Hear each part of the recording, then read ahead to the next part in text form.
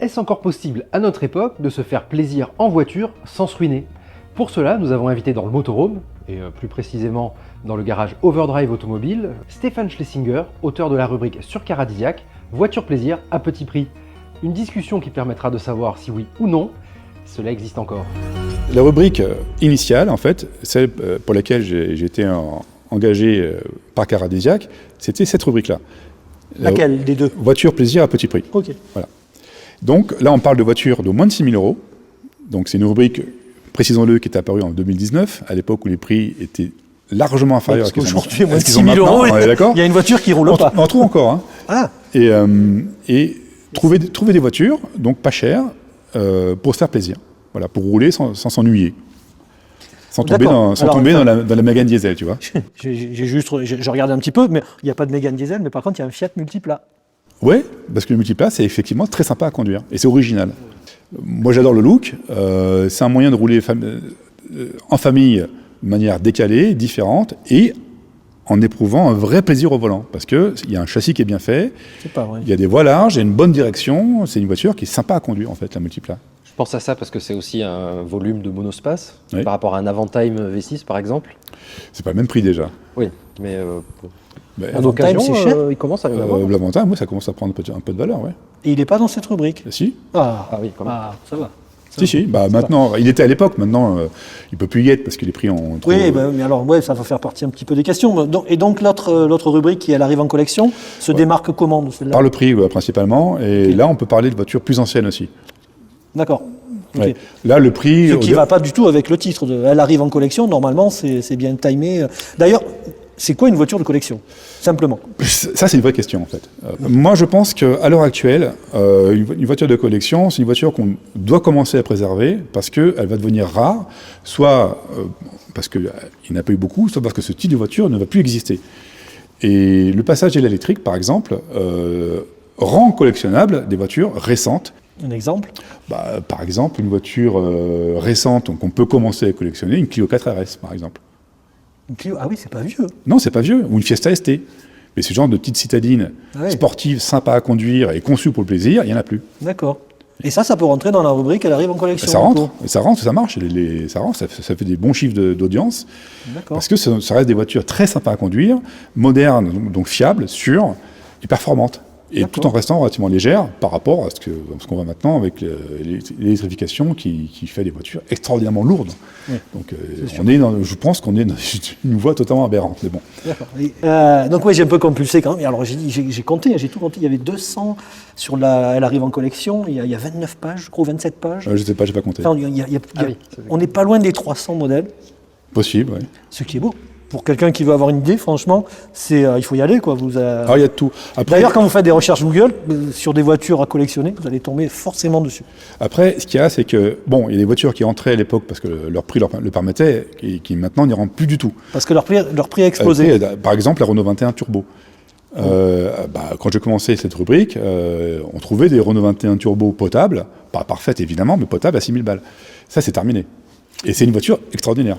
Alors, question qui se pose, l'évolution des tarifs des voitures, est-ce on sait l'anticiper? On peut deviner quels sont les modèles qui vont prendre de la valeur, mais ça reste toujours aléatoire. Normalement, une voiture, on va dire, relativement moderne, puissante et relativement connue, on sait qu'en général, et bien entretenue évidemment, on sait que ça sera un bon plan. D'accord. Il y a des voitures qui ont pris, moi j'ai pu en profiter moi-même, qui ont pris de la valeur entre le moment où je l'ai acheté et le moment où je l'ai vendu, puisqu'il permet de ne pas perdre d'argent. Il y a des hybrides dans cette rubrique déjà? Les premières Prius par exemple, ou des voitures comme ça? On parle de voitures plaisir. Donc par définition, pas la Prius. Une Ferrari 296 est hybride. Oui, mais alors là, niveau prix, on est un petit peu au-dessus. Mais cela dit, j'ai quand même parlé de ça à des vendeurs de voitures classiques extrêmement chères et qui m'ont répondu que les grands collectionneurs, sont en général assez rebutés par tout ce qui est électrification. Oui. Donc les voitures hybrides, effectivement, il y en a qui ont pris une belle valeur, comme la Ferrari, mais c'est pas ce qu'ils préfèrent. Donc en regardant un petit peu la rubrique, j'ai vu qu'il y avait quand même des autos très anciennes qui pouvaient avoir jusqu'à 50 ans. Oui, moi j'aime bien. Ouais. Des vieilles? Oui, des vieilles. J'aime bien les vieilles voitures. Oui. Mais du coup, je me posais la question, quelle différence dans l'achat d'une auto qui a entre 15 ans et une auto qui a 50 ans, on n'est pas du tout dans les mêmes façons d'acheter, quoi. En tout Non, cas. on n'est pas non plus dans les mêmes usages. Et puis une voiture qui a 50 ans, sa cote, elle est terminée, quoi. Non, elle monte plus. Voir elle descend, peut-être. Effectivement, une voiture qui est sortie dans les années 70 va difficilement prendre de la valeur, je pense. Il y a toujours des exceptions, évidemment. Hein. Il y a des gens qui vont dire « Ah, mais si, ta voiture va prendre de la valeur. » Possible. J'ai pas une boule de cristal devant moi, j'ai juste un pneu slick. Mais rien à voir. De Venturi. De Venturi. En fait, il y a un problème générationnel. C'est-à-dire qu'on achète souvent, pour se faire plaisir, des voitures de son enfance. Moi, je me souviens quand j'étais jeune, il y avait les vieux achetaient des voitures d'avant-guerre. C'est ça. C'était la mode. Ensuite, il y a eu nous, on achetait plutôt des voitures des années 60-70 et qui baissent aujourd'hui. Aujourd'hui, c'est les années 80 qui... Voire 90, 2000. Voire 90, ouais. 2000 Là, même, c'est toutes les sportives japonaises des années 90. Oui, qui explosent. Gran Turismo, Ouais, Ford mais Speed. Non, mais c'est ça. Mais le jeu vidéo est un bon moyen d'arriver dans la voiture de collection pour les jeunes. Les voitures avec lesquelles ils ont joué sur Gran Oui, Turismo, oui. Ça les motive, ils les achètent. Ouais, c'est ça. Ouais, ouais. Et après, ils se mettent dehors en premier virage. Non. Bah si. Je me rappelle, les voitures dans Gran Turismo, c'est pas tous les... Une Mazda Demio, c'était pas génial. Hein. C'est dans Sortir en Mazda Demio, Gran Turismo, ça. Mais oui, C'est la première voiture que que tu t'as. Je suis pas jeu vidéo, ça m'intéresse. J'ai jamais trop aimé ça. Mais... Vous aimez les vrais sens. Absolument. Le danger qu'on éprouve dans une Fiat Panda au premier virage, par exemple. Ça, Rien qu'en rentrant dedans, déjà en fermant la porte. C'est irremplaçable. Donc, alors, le premier modèle traité, est-ce que vous vous en rappelez? Pour moi, c'est la Nissan 350Z. C'est la première que j'ai mise. Eh ouais, Eh ben, c'est fou, hein. Alors que je me posais une question, est-ce qu'elle représente quelque chose pour vous de particulier ou c'est le fait du hasard? j'aime beaucoup cette voiture. D'accord. C'est une voiture qui est vraiment, qui a un très beau look, qui a un design extrêmement réussi, qui est techniquement très au point, et qui délivre un agrément de conduite assez étonnant en fait. Ça marche Toujours fort. aujourd'hui? Toujours aujourd'hui, ouais. Ah oui. Ça fait un joli bruit, ça marche fort, c'est efficace, c'est bien équilibré, c'est pas très cher encore. C'est fiable en plus. C'est fiable, Ah oui. c'est très fiable. Et pour le coup, en tarif, est-ce que ça a beaucoup évolué depuis cette époque-là? Est-ce qu'elle a explosé ou pas? Ça a dû prendre un peu de valeur quand même. Un petit peu. Mais pas tant que ça, parce qu'en fait, c'est pas une voiture rare. Et par contre, la seconde voiture qui est dans cette rubrique, c'est la BMW 130i. Ouais. Ah, j'en ai eu deux. Et, Deux j'en ai eu deux, Pas ouais. qu'une, deux. En même temps? Non, successivement. Et, en fait, la première m'a étonné par son agrément de conduite. Et elle devait plaire à beaucoup de gens parce qu'on me l'a volée. Ah bah, non, malheureusement. On me l'a volée sans trace, sans rien. On l'a jamais retrouvée. Et c'était une voiture qui avait des performances assez étonnantes. Elles sont censées être bridées à 250. Et je me rappelle que sur autoroute allemande, naturellement, Évidemment. j'ai mis l'aiguille du compteur bien au-delà des graduations, en fait. Elle n'était pas bridée, celle-là. Ah oui. Ah ouais, non, elle marchait, elle avait des performances assez On avait étonnantes. encore le 600 lignes, on avait Atmosphérique, une propulsion. boîte méca, Ouais, c'était une voiture très très sympa à conduire. Et moi, je conseillerais de les prendre en phase 1. D'accord. Pourquoi? Parce qu'elles ont une direction assistée hydraulique qui a beaucoup plus de feeling que les électro-hydrauliques qui sont venus ensuite. Ça s'achète cher, ça? Est-ce que Ouais, ça la peut- côte monte. Oui. La Ah, côte, aussi la côte monte, ce qui m'a permis, moi, de ne pas perdre d'argent sur la mienne, alors que je lui ai mis 80 000 km. D'accord. Et ouais, la côte monte parce que... C'est des voitures qui ont quoi, 20 ans aujourd'hui? Hein. Ben ouais, c'est ça, c'est sorti il y a 20 ans. Mais est-ce qu'il existe encore des compacts 6 cylindres Atmo à l'heure actuelle? Et surtout en propulsion? Propulsion, ouais, c'est ça. Il n'y en a plus. Toujours en compulsant toutes ces 287 fiches. J'ai découvert une Mercedes CLS AMG, par exemple.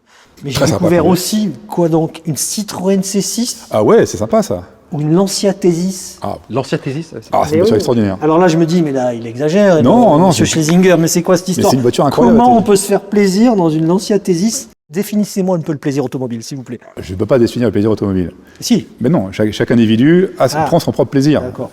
Vous, votre plaisir, cher monsieur Garcia, vous qui aimez la conduite sportive, Oui. ça va être Pas que. ça va être du châssis, ça va être du moteur, ça va être de s'amuser dans les virolos, pour d'autres ça va être le confort, pour d'autres ça va être la vitesse de pointe. Le confort peut être du plaisir. Absolument. D'accord. Et c'est là que la C6, Une Bentley, c'est bien. on a envie, il y a des gens qui adorent rouler longtemps dans un palace roulant. Et là, la Citroën C'est pas C6 faux. se pose là, quoi. C'est une voiture extraordinaire de ce point de vue-là. C'est vrai qu'on est tous un petit peu, comment dire, étriqués en termes de plaisir. Notre plaisir, on l'imagine qu'il est universel. En Mais fait, non. pas En du fait, tout. non, pas du tout. Moi, j'ai une façon de prendre du plaisir en voiture qui sera la mienne, qui sera peut-être un peu bizarre. Donc, on peut avoir plusieurs plaisirs on aussi. parle de choses au grand public, naturellement. Hein. Donc, toujours pour l'achat d'une voiture plaisir, pour moi, il y a des choses très différentes à faire entre si on achète une voiture qui a 15 ans ou 10 ans et une voiture qui a 40 ou 30. Oui. Alors, sur une voiture qui a 40 ans, quelle que soit la marque, je pense que le point principal à regarder, c'est la rouille. Ah oui. C'est un truc qu'on a oublié, mais les voitures, jusque dans les années 90, rouillaient. 90 encore? Oui, des séries de Renault Laguna des années 90 qui rouillaient prématurément, qui partaient à la casse au bout de 4 ans. C'est pas vrai. Parce que Renault s'était trompé dans l'application du traitement anti-rouille en usine. Ah, c'était suite à des erreurs. Oui, des erreurs. Mais après, dans les années 2000, on est passé à des aciers qui mélangent, qui dès la fonderie, intègrent des éléments anti-corrosion.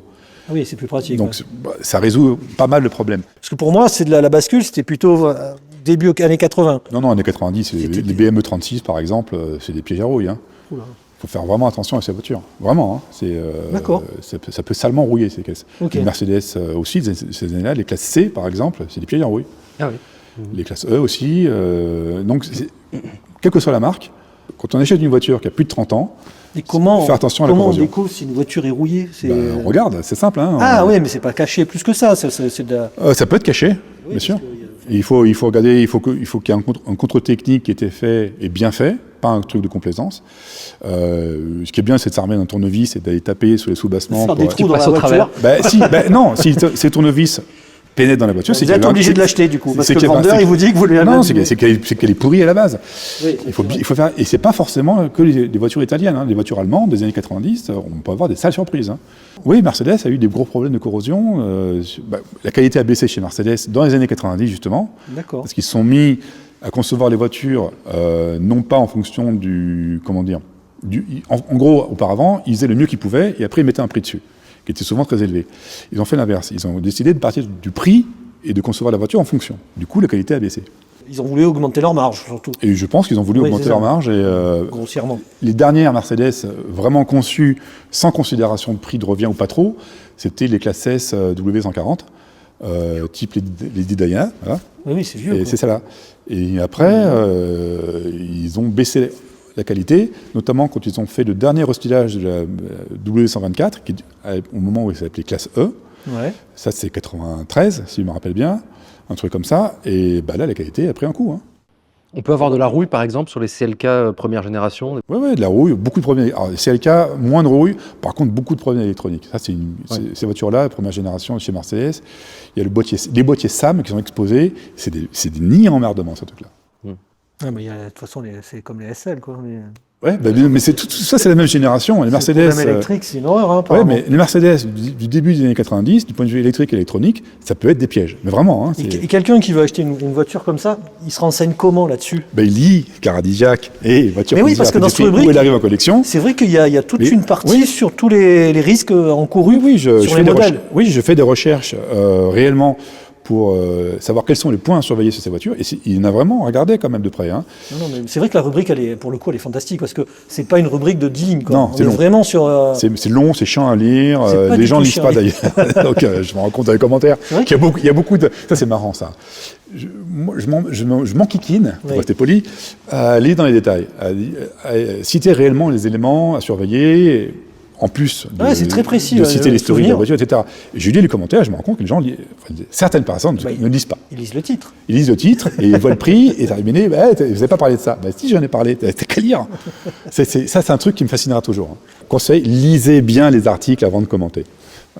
Et pour le coup, il y a vraiment beaucoup d'informations qui sont hyper intéressantes pour qui est intéressé par la voiture. Merci, monsieur Garcia. Pas simplement un essai de la voiture, c'est vraiment... Non, l'essai, c'est pas forcément ce qui est le plus intéressant. Non, c'est ça. Il y a une partie essai, parce que courte. Vous les essayez quasiment toutes. Oui, pas quasiment. Vous les essayez toutes, effectivement. Donc... Ouais, ou je les ai essayées dans un passé plus ou moins récent. Mais c'est vrai que j'ai été surpris par la quantité d'informations sur même les millésimes, quelles années sont bien, quelles années sont pas bien. Oui, il y a des voitures dont la qualité baisse ou augmente en fonction des millésimes. Ouais. Quand je vous dis que cette série va être légendaire, c'est qu'un jour elle sera reconnue à sa juste valeur. Elle est déjà, parce qu'elle fait des chiffres Monsieur... Non, honnêtement, moi je le dis... Monsieur est humble. Non, je le dis d'autant plus aisément que c'est pas moi qui en ai eu l'idée de cette série-là, c'est Caradillac, Claude Barrault en particulier. D'accord. Donc c'est plutôt à lui que revient le crédit de cette série à succès. Hein. Moi après je suis arrivé, il y a l'idée, il y a la forme, la façon dont on l'a mis en place. J'essaie de le faire sérieusement, parce que je pense que les gens qui nous font l'honneur de nous lire, il faut les respecter aussi, donc leur donner des raisons de venir et de revenir. Donc, mais l'idée à la base, c'est pas moi.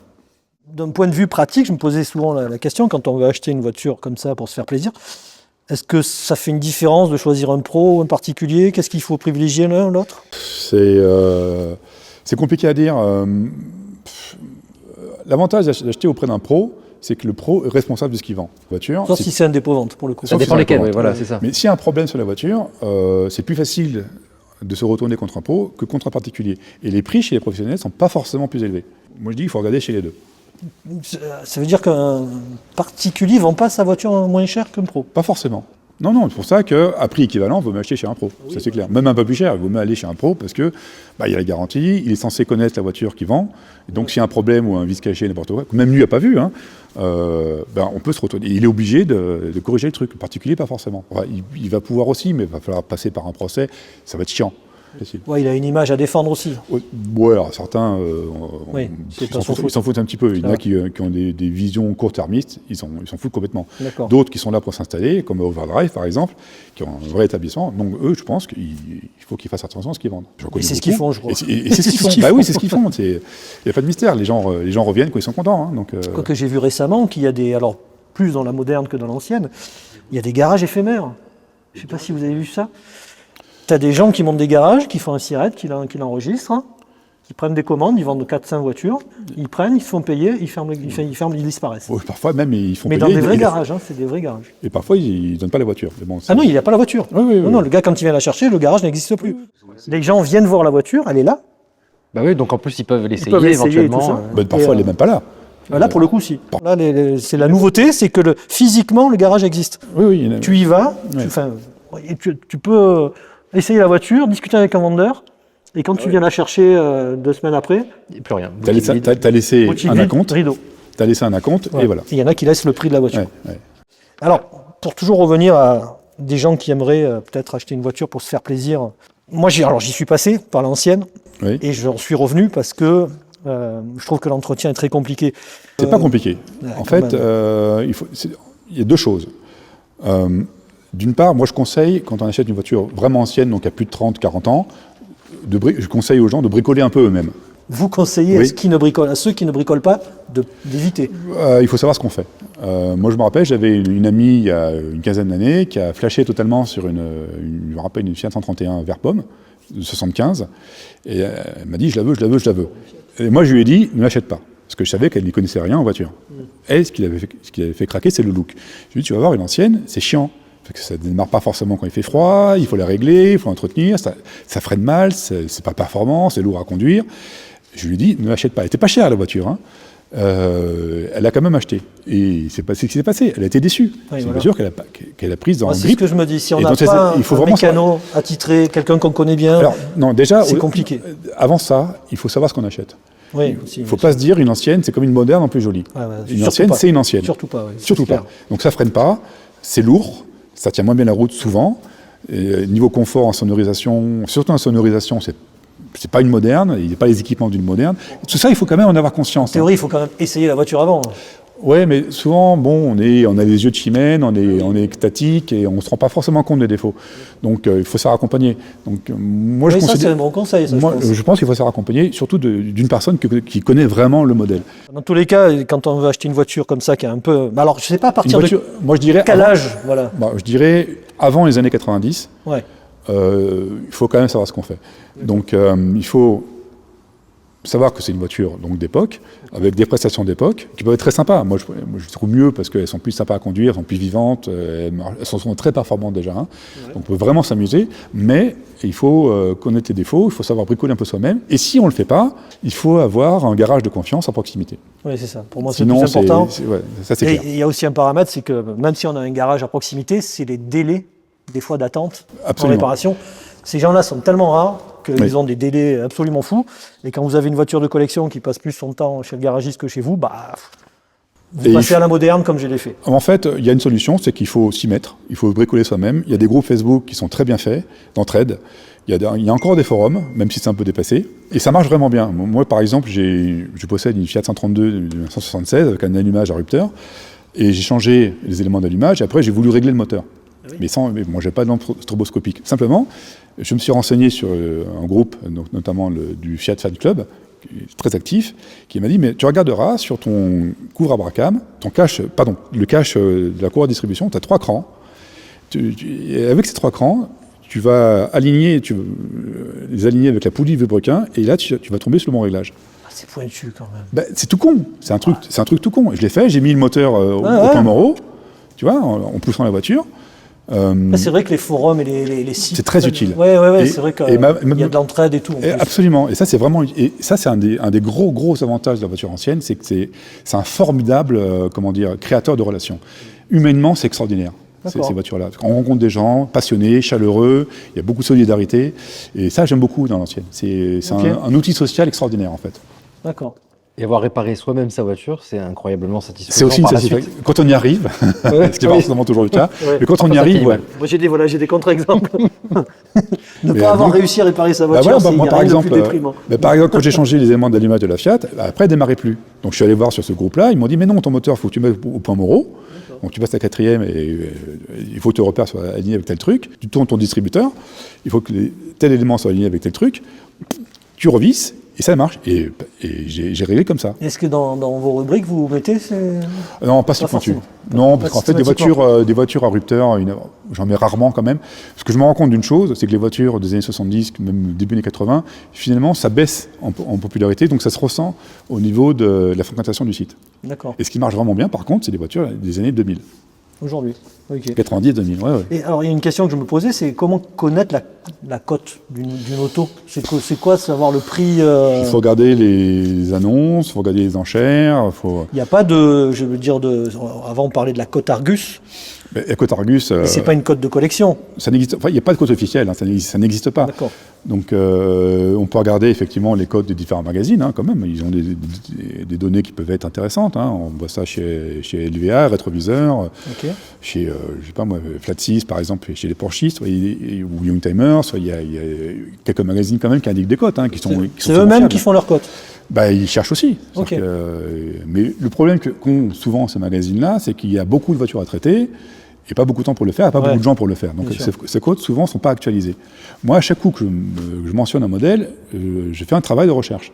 Donc je vais sur divers sites, en France, mais aussi à l'étranger, pour établir une cote. Tenter, en tous les cas, d'établir une cote. Mais c'est compliqué, parce que la cote sera très dépendante de l'état de la voiture.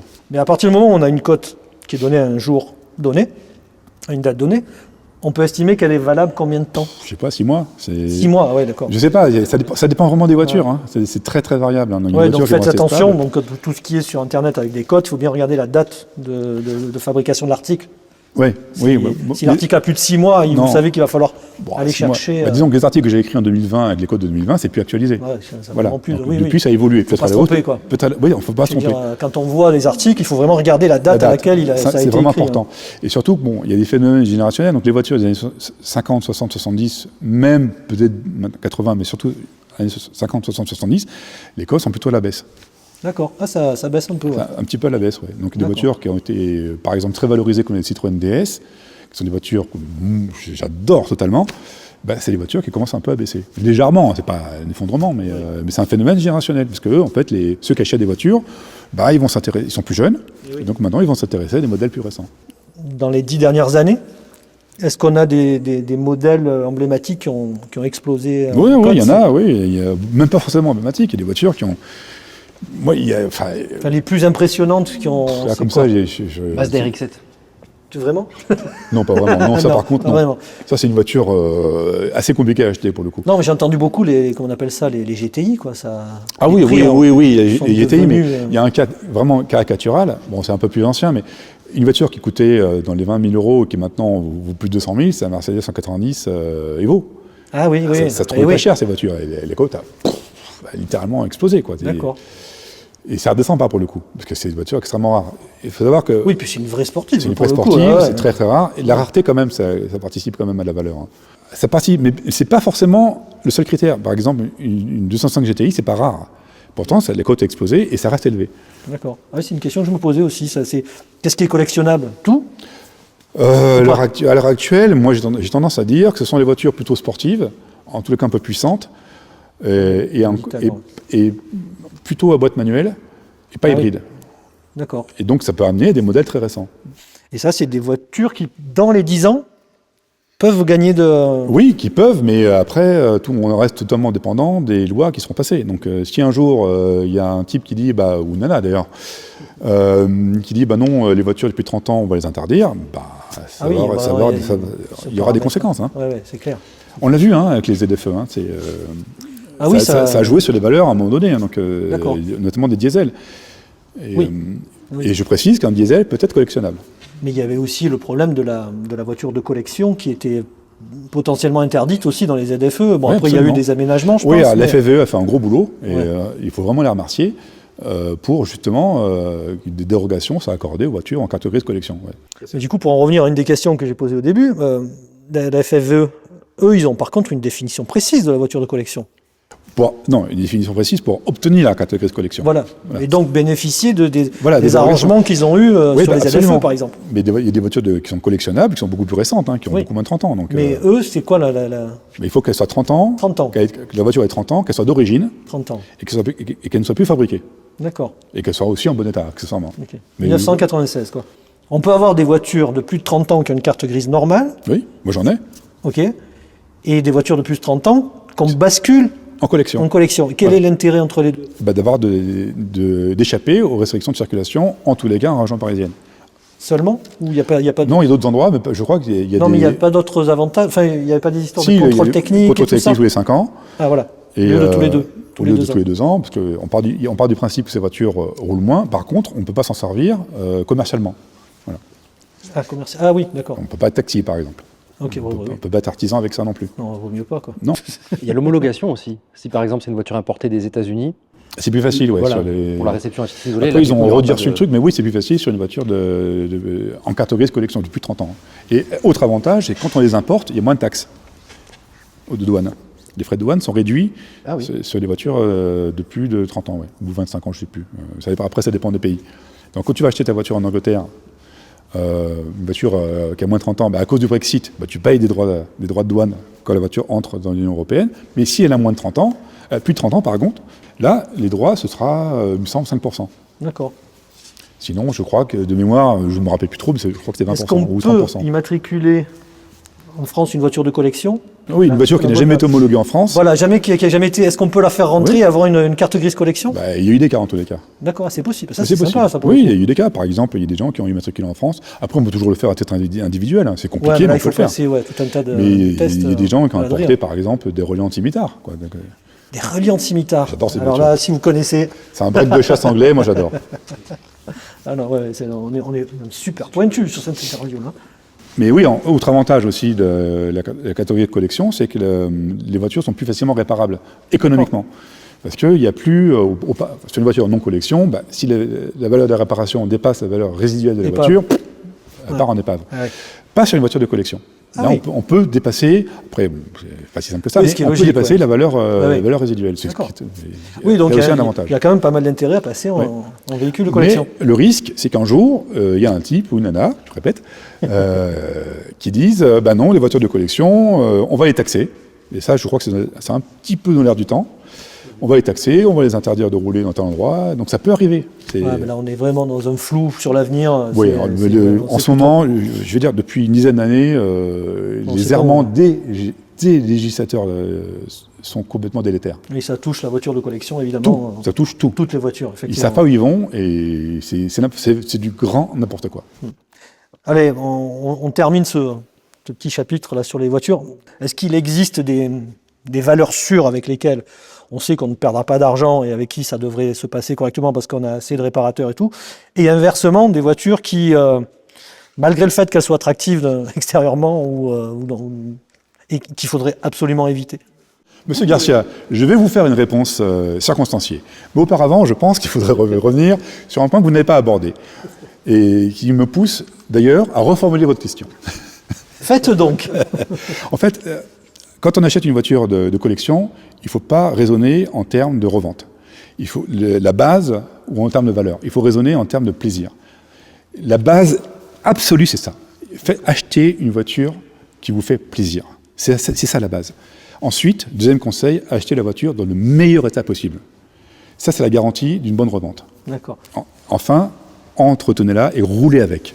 Si c'est acheter une voiture pour spéculer et laisser pourrir dans un coin, vous n'aurez pas plaisir, et quand vous voudrez rouler votre voiture, elle ne démarrera pas. Elle aura plein de problèmes. Et quelle que soit la marque, C'est vrai que pour qu'une voiture ancienne marche bien, il faut qu'elle roule. il faut qu'elle roule. Et voilà, c'est aussi bête que ça. Quelle que soit la marque, il faut que la voiture roule. Pas beaucoup, C'est ça. pas beaucoup. Rouler tous les 15 jours, c'est très bien. Mais roulez avec, roulez avec. Bon, bah. Faites-vous plaisir, vous l'avez message- acheté pour ça. Oui, mais oui, voilà. Voilà, vous l'avez acheté pour ça. Voilà. Moi, les gens qui achètent des caisses pour les stocker dans un endroit en disant ça va prendre de la valeur, je vais la revendre à ce moment-là, ça m'énerve. Après, bon, ils font ce qu'ils veulent, dans Oui, un pays libre. il y en a plein qui le font. Il y en a plein qui le faut être font. honnête, ouais. Et c'est pour ça qu'à une époque, on devait ressortir des palanquettes de chevaux 0 km. Parce que Les gens avaient stocké. les gens avaient stocké. Bah, il faut se rappeler que la 2 chevaux a été arrêtée en 89, si je me rappelle bien. En fait, c'est l'époque où il y avait eu une période de très très grosse spéculation sur les voitures de collection. Les valeurs étaient montées d'un coup. Et oui, c'est à l'époque de la mort de Enzo Ferrari, ouais. Voilà. Et il y avait eu aussi une crise économique. Et en fait, après des crises, En fait, si on va spéculer, c'est la garantie de ne pas avoir de plaisir, quoi. où on n'aime que l'argent et on aura le plaisir d'avoir fait une belle plus-value si on a Ouais, bien voilà, acheté. c'est ça. Mais ça, c'est un coup de bol. Et à l'heure actuelle, c'est devenu vraiment hasardeux. Hein. Je trouve que c'est une mauvaise idée, en fait. Après, il faut se dire que si on a des autos qui nous font plaisir et qui ont un caractère collectionnable, à un moment, elles perdent plus vraiment beaucoup de valeur, quoi. S'il y a une perte, ça ne sera pas non plus... Non. C'est pas comme quand on achète une voiture neuve et qui, 5 ans après, vaut Mais je pense voilà. que d'une manière générale, 30% de son prix, quoi. d'une manière générale, moi, je ne suis pas pour acheter des voitures neuves. Oui. Mais il Déjà, faut bien que les gens en achètent. Il faut bien que les gens en achètent pour qu'on ait voitures de collection. on en ait d'occasion, évidemment. Mais il faut acheter des bagnoles intéressantes, relativement sportives ou puissantes, mais qui ont déjà quelques années, qui auront déjà avalé leur décote principale. Et là, c'est un moyen de rouler avec des voitures vraiment sympas, sans réellement perdre à la revente. Mais ça, le plus dur, c'est d'estimer le point bas de... Oui, après, c'est De voilà. la cote, quoi. Mais on peut quand même se dire que les voitures qui restent non électrifiées gardent une valeur importante. Et ça baisse plus comme avant, en fait. Et ça, c'est c'est un avantage pour ceux qui possèdent ces voitures. Oui. En revanche, c'est un inconvénient Pour parce l'acheter, que ouais, tout le c'est- marché a été tiré vers le haut. Allez, pour terminer, pour que les gens qui ne connaissaient pas cette rubrique et qui vont aller voir, un petit aperçu des prochains modèles qui vont apparaître dans l'une ou l'autre des deux rubriques. Comment on les choisit? Comment vous faites pour les choisir? On choisit en fonction de l'inspiration du moment. On choisit. Il y a énormément de voitures que j'ai envie de mettre, que j'ai pas pu essayer, ou que j'ai pas pu, ou que j'ai Oui, pas parce testé qu'il faut encore. vraiment que vous l'essayiez la voiture. Vous Ouais, avez- j'aime bien les voir quand même. Donc, un Mercedes SL600 R230, par exemple, bon, c'est risqué, mais si c'est bien acheté, c'est une voiture très sympa, et qui n'est pas très chère, par exemple. D'accord. Ou autre voiture qu'on peut acheter qui est vraiment très très sympa, une Corvette C4. C'est une voiture des années 80 qui est très très bien dessinée, qui est très originale, qui marche bien en plus, une bonne voiture, et ça coûte pas très cher, ça coûte des 15-20 000 euros, donc, ou je sais pas, une Rolls-Royce Silver Spirit, par exemple. C'est pas cher une Rolls-Royce Silver Ça me Spirit. ferait hein. peur, moi, une Rolls-Royce. Ouais. Oui, mais bon, là vous avez une voiture de très très grand luxe, magnifique, et qui se trouve à 15-20 000 francs, 20 000 euros par exemple. Donc après, bon, ça sera ce qu'on fait, hein, car l'entretien c'est autre chose. Voilà, j'allais dire, pensez aux mécanos, ce Ouais, qu'on mais disait c'est- tout à l'heure. Ouais, bah, là, sur les Rolls-Royce, c'est vraiment des voitures qu'il faut acheter méticuleusement. Il ne faut vraiment pas se tromper. Je sais pas, je pensais aussi au BM Série 7 au 32 des années 80-90. C'est de très belles autos, pas très chères encore. Donc, il y a vraiment beaucoup de voitures qu'on peut Je acheter. me demande si c'est pas celle-là qui est dans Stranger Things. C'est possible. C'est possible. Nous finirons sur cette référence cinématographique, qui est peut-être fausse d'ailleurs, il faudra le vérifier. Ouais, je suis pas sûr. C'est possible. Mais merci Stéphane Schlesinger Mais je vous en prie, pour Patrick toutes ces Bertha. lumières. Si cette vidéo vous a plu et que du coup vous allez passer de longues heures sur les petites annonces, abonnez-vous à la chaîne YouTube Le Motorhome et aussi à nos réseaux sociaux sur TikTok, Instagram et Facebook. A bientôt sur Motorhome.